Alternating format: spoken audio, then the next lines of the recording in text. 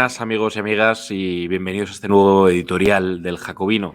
Hoy, el Día de la Constitución, me gustaría hablar precisamente de eso, pero no tanto de la Constitución en sí, que seguramente tendremos ocasión hoy a lo largo de los siguientes días de comentar el clausulado, el contexto y muchas otras cosas como reformas o cosas que nos gustan y que nos disgustan de la misma. Sino me gustaría más bien centrarme en el clima ideológico dominante de la época y ponerlo en contraste con el presente y con muchas de las manifestaciones que se suelen utilizar en el presente para utilizar básicamente el eje izquierda y derecha desde nuestro punto de vista de una forma completamente errónea. Y utilizar los conceptos de forma errónea es muy peligroso porque introduce un sesgo tramposo en el debate público que lo enturbia enormemente. Se suele utilizar la palabra fascista con una facilidad que pasma, ya desprovista de todo contenido, banalizando el fenómeno del fascismo, por supuesto, y como arma arrojadiza contra los de enfrente, ¿no? Así fascistas fueron todos, ¿no? Antes de Vox fue Ciudadanos, el PP, por supuesto, es decir, todo el mundo era fascista, ¿no? Se confunde un programa liberal económico a ultranza, lo Milei con el fascismo, se confunde a conveniencia absolutamente todo y se utiliza como arma arrojadiza y como insulto. Y lo mismo ocurre por el otro lado, y no es un afán de equiparar conceptos, con una tradición como el comunismo, que por cierto está en el germen, la historia española, en la historia reciente española, precisamente del periodo al que yo quería hacer referencia hoy, que es la transición y la Constitución española de 1978.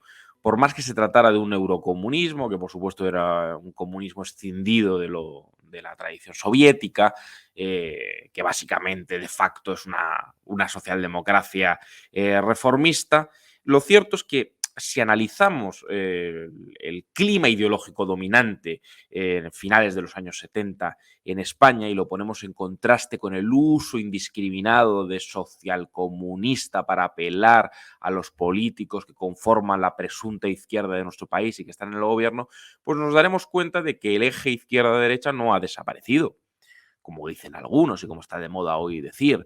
No, yo creo que el eje izquierda-derecha se ha desplazado de forma sustancial en lo económico hacia unas posiciones completamente ortodoxas desde los años 80 y años 90 del siglo XX, totalmente ortodoxas y totalmente derechistas en lo económico, en lo que se refiere al desregulacionismo económico, a la liberalización de los mercados financieros, a la liberalización de los mercados laborales, a la captura del regulador, a la estigmatización del Estado como agente económico que podía producir, que podía regular y que debía regular y que debía redistribuir. El Estado sufre, por tanto, tras la aparición o la hegemonía neoliberal, una triple limitación. Ya desaparece como productor, desaparece como agente interventor en la economía, desaparece como regulador y desaparece como redistribuidor de la riqueza.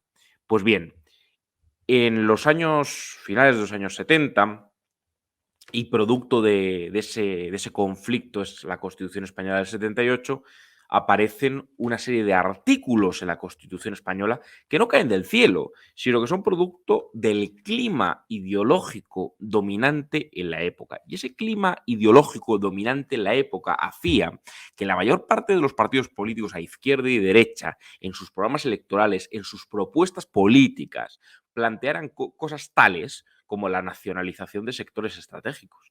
Es decir, la nacionalización de sectores estratégicos era algo hoy impensable en el debate político, que hoy si a alguien se le ocurre plantearlo es motejado inmediatamente de marciano, que era común en el clima ideológico imperante de la época. Esto es una cosa que se ha ocultado, una cosa que se ha difuminado y que parece que no, y defender el consenso constitucional es defender una estabilidad casi sagrada, intocable, frente a los que buscan una segunda transición y poner en jaque los cimientos y los diques del pacto constitucional. Pero es que ese pacto constitucional refleja en muchos casos, en muchísimos casos, a través del título séptimo de la Constitución, Economía y Hacienda, se reflejan artículos que son eminentemente intervencionistas. Pero estos artículos no fueron porque la correlación de fuerzas permitiese a la izquierda introducirlos, porque no es así. La fuerza que tuvo la izquierda en la ponencia constitucional fue limitada. Es verdad que el Partido Comunista de España estuvo, a través de Jordi Soletura, que el Partido Socialista estuvo con un representante también, con Gregorio Pérez Barba. Pero es cierto que la izquierda, más allá de que la Constitución sí recoge ese espíritu de la reconciliación nacional, que ya promovía en el año 56 el Partido Comunista de España, que por cierto es la fuerza hegemónica del antifranquismo. Cuando el antifranquismo te llevaba pues, a la tumba, al pelotón de fusilamiento, a las torturas en la brigada político-social, a la cárcel o al exilio, ¿no? Era la anti-España, ¿no? El Partido Comunista levantó la bandera del antifranquismo y de la resistencia, de la lucha contra la dictadura, cuando eso tenía un coste personal altísimo, el mayor de todos. Bien, pues el Partido Comunista ya planteó esa reconciliación nacional que se plasma en buena medida en la Constitución. Pero el clima ideológico no es porque el Partido Comunista, ya digo, muy diluido sus pulsiones transformadoras y revolucionarias en el eurocomunismo, que era una cosa bastante reformista y bastante socialdemócrata, y un PSOE que ya renunció al marxismo desde Suresnes. En fin, no había una vocación especialmente revolucionaria en los partidos de la izquierda. Curiosamente es que los partidos de la derecha, y esto es en lo que me interesa incidir, tenían un espíritu claramente intervencionista en lo económico. Y esto no es porque eran especialmente buenos, ni hay que reivindicar lo que significaba Alianza Popular, la Alianza Popular de los Siete Magníficos, que básicamente nos parece un auténtico despropósito de nostalgia y el franquismo sociológico y de nostalgia del régimen, ni se trata de proyectar a geografía sobre lo que era ese conglomerado de partidos democristianos, conservadores, que venían también de la parte del régimen que aceptó de una manera más clara hacerse el harakiri desde dentro, porque Adolfo Suárez no dejaba de venir del régimen, aunque había tenido un papel más o menos tangencial. Ciertamente la Unión de Centro Democrático venía de donde venía, es decir, no era especialmente... Pero ese impulso reformista al que se apelaba entonces tenía unas coordenadas enormemente intervencionistas en el plano económico, pero no enormemente intervencionistas en el plano económico. Y esto no solo se ve en la Constitución, no se ve en la Constitución solo, la que, por supuesto, todos estos artículos no caen del cielo, no son un regalo de nadie, sino son producto de la correlación de fuerzas de la época. También, por cierto, de las reivindicaciones de un movimiento obrero que tenía una fuerza. El movimiento obrero en aquel entonces se recomponía tras vivir en la clandestinidad, en unas condiciones draconianas, durísimas, entre la cárcel, las torturas, en fin. Pero esa recomposición del movimiento obrero es muy importante y lo vemos a lo largo de los años 80 y lo vemos luego en la huelga general de finales de los años 80, ¿no? Cuando las dos centrales sindicales principales, a través de Marcelino Camacho y de Nicolás Redondo Urbieta, pues tienen decir, una fuerza y una capacidad de movilización como luego ya no volvimos a ver a partir de los años 90, ya no digamos en los 2000. Pero en el contexto constitucional se plasma a través de una serie de artículos que son reflejo de una correlación de fuerzas y del clima ideológico dominante en la época, que no es el clima ideológico de regulacionista posterior. Así, solo así se entienden artículos como el artículo 128 de la Constitución, que luego en el vacío reivindicaba Pablo Iglesias. Toda la riqueza del país en sus distintas formas, y sea cual fuere su titularidad, está subordinada al interés general. Se reconoce la iniciativa pública y la actividad económica. Mediante ley se podrá reservar al sector público recursos o servicios esenciales, especialmente en caso de monopolio, y asimismo acordar la intervención de empresas cuando así lo exigiera el interés general. Esto es un artículo, o el artículo 129 de la Constitución, con la participación de los trabajadores. También se establecerán los medios en que faciliten el acceso a los trabajadores a la propiedad de los medios de producción. Bueno, por supuesto, había una parte del franquismo, una parte del franquismo y una parte del falangismo que era profundamente intervencionista en términos económicos, y había una parte del franquismo corporativista, pero es que luego, en el contexto democrático, los partidos de la derecha mantienen, incluso los partidos democristianos, una aceptación del consenso ideológico profundamente intervencionista de la época. Todos esos artículos se incumplen y están totalmente, forman parte de un decorado absolutamente hueco de la Constitución. Totalmente hueco. Esto se refleja en no solo en artículos de la Constitución muy claros que por supuesto, entran en colisión absolutamente con lo que es el artículo 135 y que prioriza el pago de los intereses de la deuda, que es una imposición de la Unión Europea y que, por supuesto, da una estocada, si no final, pues casi final al Estado social.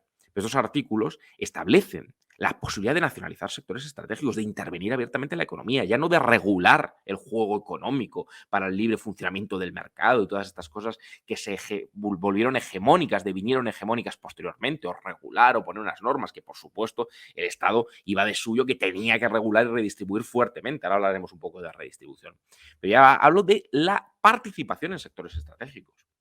La participación en sectores estratégicos. Por eso, a partir de los años 80 y a partir de los años 90 se produce un proceso de privatización de empresas públicas sostenido que es largo porque había mucho que privatizar y había mucho que externalizar y había mucho que hacer para desplazar completamente al Estado. Pero esto no cae del cielo, es decir, cada texto constitucional, cada ley, cada momento histórico ve reflejado en su legislación, en su producción legislativa o constitucional, como estamos hablando en este caso, el clima cultural, ideológico imperante en la época. Y lógicamente este era un clima en el que no solo salíamos de una dictadura criminal que había tenido etapas parafascistas o fascistas en algún punto y luego se había vuelto una dictadura autoritaria, corporativista, criminal, profundamente represora, muy agresiva, pero que tenía un caparazón intervencionista, y que sus herederos ideológicos mantienen ese armazón intervencionista y eso se refleja en la correlación de fuerzas de la época, en la que también presiona, por cierto, un movimiento obrero reprimido, que sufrió muchísimo los embates fortísimos de la dictadura, pero que se recompone y que, lógicamente, la Constitución española en el año 1988, en el año 1992, hubiera planteado igual un 135 de fábrica. Aquí quiero decir que igual aquellos artículos más neoliberales, más abiertamente enemigos del Estado social, hubieran ido de fábrica. Hubieran ido de fábrica.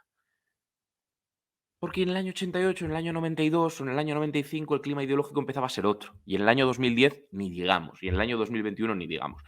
Por tanto, decir que el gobierno socialcomunista es decir una chorrada, decir una idiotez y decirla preso de un desconocimiento galopante o con una mala fe alarmante. O revelando que uno no se ha enterado absolutamente de nada. Porque si este gobierno socialcomunista, la UCD era hipersocialcomunista. Era, vamos, el comunismo pluscuamperfecto. Incluso Alianza Popular, que luego conforman aquello de la unión con la Unión Liberal, la Coalición Popular, todas estas cosas. Pero bueno, lo cierto y verdad es que la Unión de Centro Democrático introduce en el año 78, bajo gobierno de Adolfo Suárez, un impuesto sobre las rentas de personas físicas que no ha conocido la democracia española otra configuración del IRPF tan progresiva. Por cierto, el franquismo, que tenía un armazón corporativista, y ahí podemos analizar las familias del franquismo y luego la liberalización a través del plan de estabilización, los tecnócratas y tal, porque también hubo un proceso de liberalización en el franquismo, por supuesto. El franquismo no era un estado de bienestar, nadie se confunda. El franquismo, aparte de una dictadura criminal, era otra cosa. Lo que pasa es que obviamente no se compraba el discurso económico liberal, entre otras cosas por el componente corporativista, etc. El franquismo prácticamente no había impuestos directos, era una cosa, el tema del IRPF no existía, una cosa totalmente distinta, una presión fiscal bajísima. Pero se introduce en el año 78 y en democracia se conforma, mal que bien, una suerte de estado de bienestar, un IRPF con el que no podría soñar Podemos ni en sus sueños más calenturientos y más intervencionistas. Pero es que el programa de la UCD o el programa de Alianza Popular o el programa luego del CDS, y ya estamos hablando de los años 80, sigue siendo enormemente intervencionista y plantea nacionalizaciones de sectores estratégicos, intervenciones agresivísimas del Estado en la economía, impuestos enormemente progresivos, subordinación de toda la propiedad privada, no solo que la propiedad privada sea inentendible sin el Estado, es que se subordina completamente al interés público. ¿Por qué? Porque es el clima ideológico de la época y es correlación también, producto de la correlación de fuerzas de la época y de un movimiento obrero fuerte y de las clases trabajadoras organizadas, etc. Con lo cual, no darnos cuenta que incluso el Partido Socialista, su momento, antes de que fuera ministro de Economía, Boyer hablaba claramente, esto lo cuenta Martín Seco, de una banca pública, de la necesidad de una banca pública, pero sin ninguna duda, de la intervención activa de la economía. Boyer, Miguel Boyer. O hacen todo lo contrario y luego viene la reconversión industrial y luego viene la transferencia de esa banca pública a las cajas de ahorro y el desastre subsiguiente. Y luego viene la famosa prédica de Solchaga de que la mejor política industrial es la que no existe, y luego vienen las privatizaciones, luego viene la desregulación, y luego viene el dios mercado, y luego viene el neoliberalismo, y el dogma thatcheriano, y la aceptación de que el mejor Estado es el Estado que no hace nada. Bueno, eso viene luego. Eso viene luego. La Constitución es hija de su tiempo y en ese tiempo el Estado participaba activamente en la economía y nadie lo ponía en cuestión. Nadie lo ponía en cuestión. Con lo cual, si estos son socialcomunistas, unos tipos que están insertos en el socioliberalismo más ortodoxo, que prácticamente esta nueva ola neokeynesiana de la Unión Europea, que ya veremos en qué queda, ¿no? Porque esto de los fondos New Generation vienen con un préstamo, sí, puede ser muy importante y tal, pero vamos, ya veremos la condicionalidad y el control y los recortes que vendrán. Pero vamos, que esta gente tiene de comunista o de socialista lo que yo de monje tibetano, es decir, absolutamente nada, absolutamente nada. El programa económico de la UCD estaba a la izquierda de lo que está Podemos. Pero bastante a la izquierda de lo que está Podemos. Bastante. Entonces, bueno, incluso podríamos hablar de geopolítica, de atlantismo, etcétera. Podríamos hablar de eso también.